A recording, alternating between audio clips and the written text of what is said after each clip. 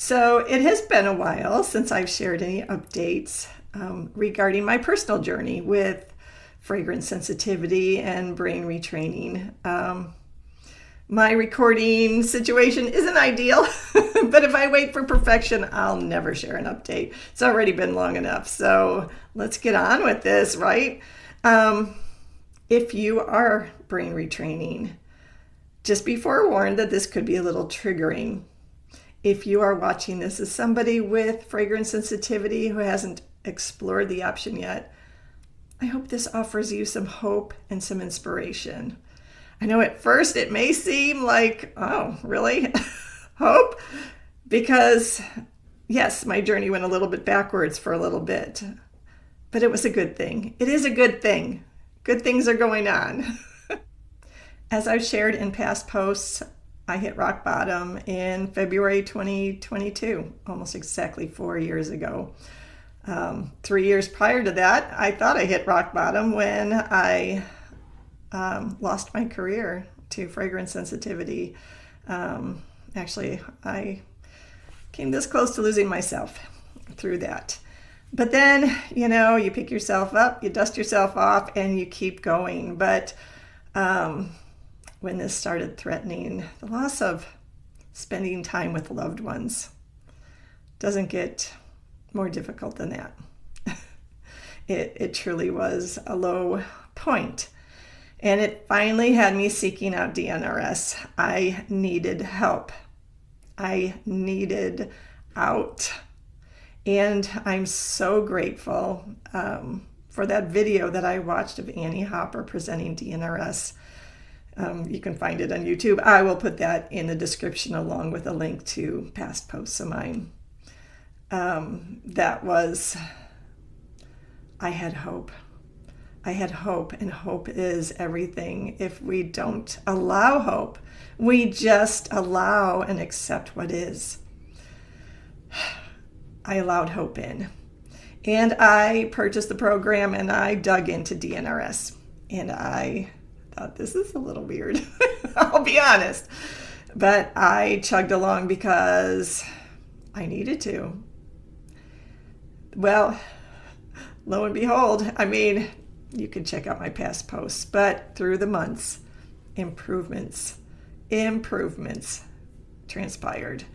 And I was able to go in stores again finally without reacting. And my grandkids could come over and I didn't have to have them change their clothes. Well, this took several months because now this isn't the way it is for everybody who does brain retraining. It does not always take this long. But if you know my journey and my advocacy through my Facebook and Instagram, Fragrance Free Respect, which started prior to brain retraining, my need to share information about fragrance chemicals and the vast number of people who are suffering as I have, I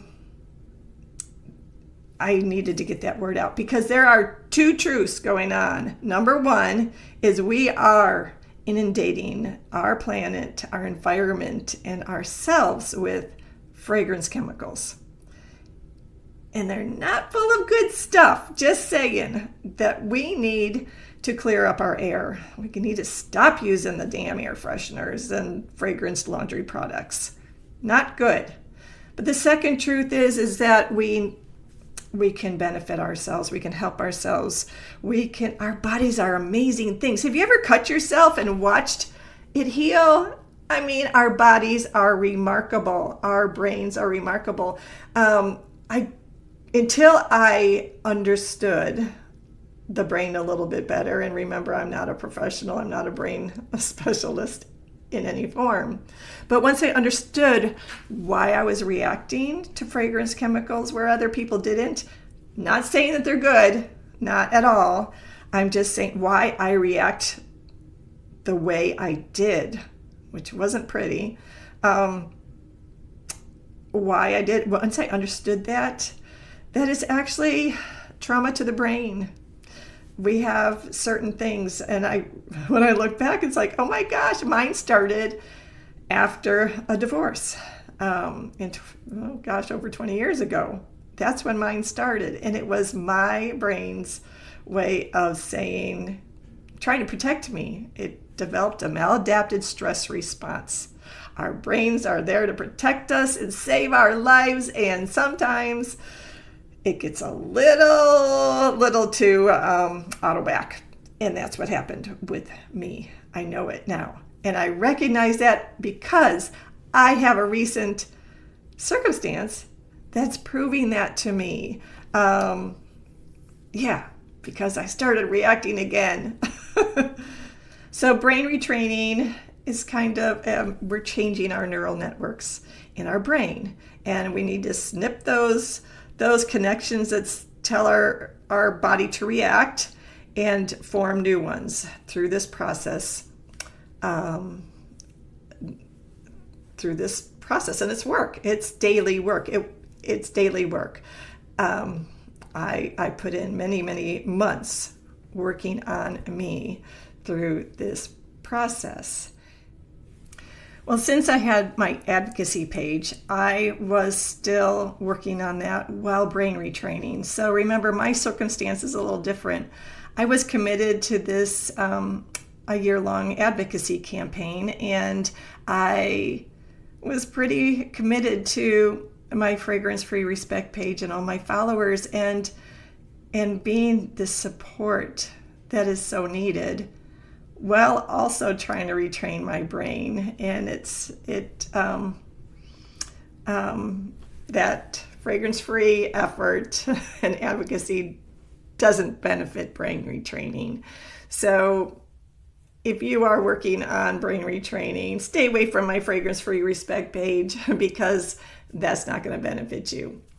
So I'm a little different. But I continued with that. And even yet, I would try to stay away from it as much as I could. I was committed to daily posts, but I could schedule those weeks in advance and put those out there, have them scheduled, and then just work on my brain retraining, working on me, because I am important, right? You are important. And even with my continued advocacy efforts, I improved 80%, a good 80%, and it really was a beautiful thing.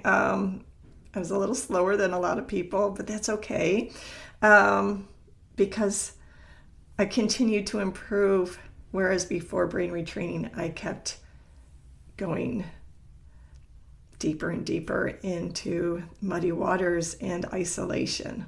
So my world was opening up, and I was taking every bit of it and celebrating every win. And there was things that would change that I wasn't even fragrance-free related, which I think I've shared some of them before. I'm going to get too sidetracked, so I'm not going to go that route right now, but I've been enjoying the progress, I can assure you. Even if it's 80%, even if it's 50%, even if it's just 25%, improvement is improvement, and I will take everything I can get. But like I said, my efforts with my advocacy was keeping networks that I'm trying to snip and stop my body from reacting. I was keeping them active. It's kind of like, have you ever gone sledding, or you watch some kids go sledding, the snow-covered hill, and there's a pathway that just gets really worn, the slicker the snow gets, because sled after sled goes down it, and it's like, oh, it goes faster, swish, swish. Well, my brain was detecting just even the most minute amount of chemical, because it got pretty dang good at it. Our brain, it's not something you can positive think away. You can't just say, oh, I don't want to react. That brain retraining isn't positive thinking things away, because that does not work. It is a process. But so when you are trying to fill in that, let the snow come down and fill in those slick pathways, I wasn't allowing that completely because of my advocacy efforts. I was keeping them going, and I still am, because I still have this need to support and create awareness while I'm creating awareness for myself. And I had the realization a while back that part of me feels like I need to keep that active. So and this is not something I'm promoting, I don't recommend this for anybody, but a part of my brain is telling me to keep that memory going so you can remember how you reacted in order to be empathetic with those who are reacting. And I got my wish in the last few weeks with my sensitivity that reminded me just how much, well, not to the degree I was reacting before, but it was allowing me to have that view again a little bit. And I'll tell you some more about that. Hang on. So part of the training, daily practice, has been creating visualizations, and I'm not going to share all that I do with that, what that all entailed. Part of that is part of the DNRS program, and I don't feel that it's for me to share all those steps. But part of that include visualizations, and I have recorded some of my visualizations, and I'll put that link in the description as well. I apologize. I do not have enough followers that I can change the fact that there are ads put in there. YouTube has included ads in there, so I apologize for that. I can't change that at this point. I'm not big enough yet. So those visualizations were part of my daily practice for a long time, for several months. And I'd kind of slack on that for a while, and then I'd go back to it. And then eventually I stopped pretty much altogether. The last several months I haven't been doing visualizations, but I've been doing other kinds of things. I've been into meditation and tapping and other kinds of things. We grow along the way. We're not supposed to have to do visualizations for the rest of our lives. But I started recognizing these last few weeks that my sensitivity was increasing. I'll be honest, I thought, okay, is it brain retraining? Is that why I'm not reacting anymore? Or is it just because I had become so sensitive because of all the disinfectants, and now that things aren't so disinfected, is that why? Maybe there isn't as many fragrances. Maybe there aren't as many fragrances out there. Maybe that's why. No, it was brain retraining, and I had my proof these last few weeks. So recognizing and knowing that my fragrance sensitivity is due to a limbic system impairment, a maladaptive stress response that was started by a few very stressful situations many years ago. The last several weeks I've been under some personal stress in my life. Who hasn't lately? Just turn on the news and, we all have some things that we go through, whether it's personally, worldly, we have things. And I had these things going on, and practicing, using my practice that I've been developing over the last several years, working on myself. But yet, my brain was stepping in saying, I need to protect you, Debbie. And I was recognizing an increased sensitivity again. I was smelling dryer sheets on people. I was reacting. I'd go for a walk and I'd smell everybody's dryer vents. And even though I wasn't reacting as much, I was noticing everything again. And I'll admit, I started feeling pretty crappy about it, and about myself. And along with the increased sensitivity, again, I was allowing some of that internal dialogue that used to be pretty daily. Anytime I'd recognize a fragrance, boy, the language in my head was very negative, and I was allowing some of that back in because I was recognizing it everywhere. I was smelling it on myself after being out in public. I was, the last few weeks, I was enjoying once a week this event where many people were in the building, probably over 200 people. And I was there for a couple hours and enjoying myself and fine. But I'd get in my car to drive home and I'd smell laundry product and it pissed me off. I allowed those emotions back in, and yeah, it has me continuing my advocacy because products shouldn't be embedded into creating clothes that are air fresheners that then stick on other people's clothes. I mean, I don't use those products in my own clothes. I shouldn't come away smelling like them, right? Nobody should. Same thing with air fresheners. I'm not going to go there, but that's where I was going. I was allowing all that language and that focus that I was not. My practice had been pretty good about, leaving behind, because brain retraining doesn't work if we keep a focus on the ugly. And I was letting the ugly back in. And I was recognizing that and a little down about it. Till and I thought, damn it, I am not allowing this back in. I am not. My life has been opening back up. Excuse me if I get a little emotional. I've been enjoying my life again. I love being with other people.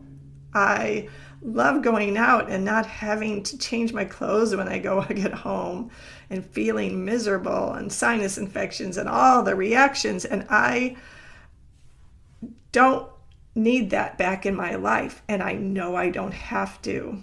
I know, because I've experienced the beauty of my world opening back up. I am not allowing this. Done. I'm shutting the door to you. No more reactions. I'm not allowing it. So I had to get back to me, loving me, taking care of me, because I'm no good to anybody else. I'm not good to myself. So I got back to doing some visualizations again. It's okay. Sometimes we need a reboot, don't we? I mean, you don't go to the gym and develop some nice strong muscles and then just stop. I mean, if you want to maintain good health, sometimes you need a little boost. And I got back to doing visualizations and I remembered how much fun they can be. Yeah, they take up some time, but so does feeling like crap. That takes up more time. It takes up more time. Joy is so much better. So, yeah, sometimes I'd pull up one of my recordings and remind myself, like, oh, this is kind of fun. And I do my visualizations on my own, whether it's while I'm still laying in bed in the morning before I get up or whenever, and make that an intentional part of my day. And just after a few days, like, oh, okay, all right, back to where I was. Thank you, brain retraining. So there's my much overdue update. The highs and the lows. Ultimately, it's getting back up there to the high points. I appreciate the high points because of the lows. And I know that I can get through the lows because of the highs. And if I can do it, so can you. I hope together we can make a difference in this world, right? Maybe keeping my foot in two different levels. One, the advocacy for changing our environment and product usage, but also changing myself. I'm hoping by changing myself, I'm helping you to see that you can too. And if we just continue raising our own personal vibration, even if it's just a little bit at a time, just even a little bit at a time, we can do this. We deserve it. You deserve it. I deserve it. We all deserve it. The world deserves it. And hopefully it won't be so long between videos this time. I am reading Wayne Dyer's book, The Power of Intention, and I am going to create the intention to share at least a couple new videos each month. Not just my shorts. I share lots of short videos, little 2-minute videos. I have dozens of them on my channel, but real stuff that lets you know what's going on along my journey, to hopefully inspire you. And if you want to let me know if you are on this journey or thinking about doing it, just share a comment. And be sure to subscribe to my channel. Isn't that what we're supposed to say as YouTubers? There it is. Have a good day.